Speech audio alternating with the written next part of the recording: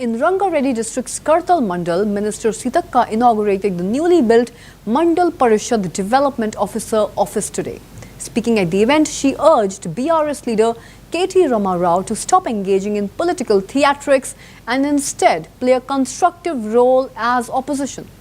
Seethakka questioned whether Congress governance should be considered a failure simply because KTR's ideas were not implemented. She further emphasized that the Congress government is working with a clear focus on public welfare and development. This inauguration reflects the state's efforts to strengthen local administration and also provide better facilities for the citizens. Seethakka's remarks underline the government's stance that opposition parties must contribute positively to democratic processes rather than resorting to drama.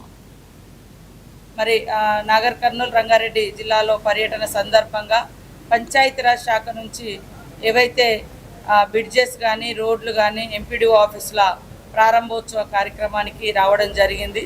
మన ప్రభుత్వం వచ్చి రాగానే మరి 2024లో దాదాపుగా 2000 కోట్లతోటి రాష్ట్ర వ్యాప్తంగా అనేక గ్రామాలలో రోడ్లు మరి అంటే village to village connectivity roads అదేవిధంగా బ్రిడ్జెస్ ఇవ్వడం జరిగింది. వాటితో పాటు NREGs కూడా పెద్ద ఎత్తున పని దినాలను పెంచుకుంటూ మ్యాండేట్ పెంచుకుంటూ మరి మెటీరియల్ కాంపోనెంట్ మళ్ళీ గ్రామాల అభివృద్ధికి వచ్చే విధంగా పనికి ఆహార పథకాన్ని మన ఉపాధి హామీ పథకాన్ని ప్రోత్సహిస్తూ మరి ఈరోజు చూస్తే రాష్ట్రంలో గత సంవత్సరం పని దినాలు 7,50,00,000 పని దినాలు చేస్తే ఈ 2.5 నెలలలో మరి ఫాస్ట్గా చేయాలి, ప్రభుత్వం మీద భారం పడద్దు, ప్రజలకు ఇబ్బంది జరగొద్దని రకరకాలుగా అంటే ప్రజల్ని సర్పంచుల ద్వారా అదేవిధంగా అక్కడ ఉండేటువంటి స్థానిక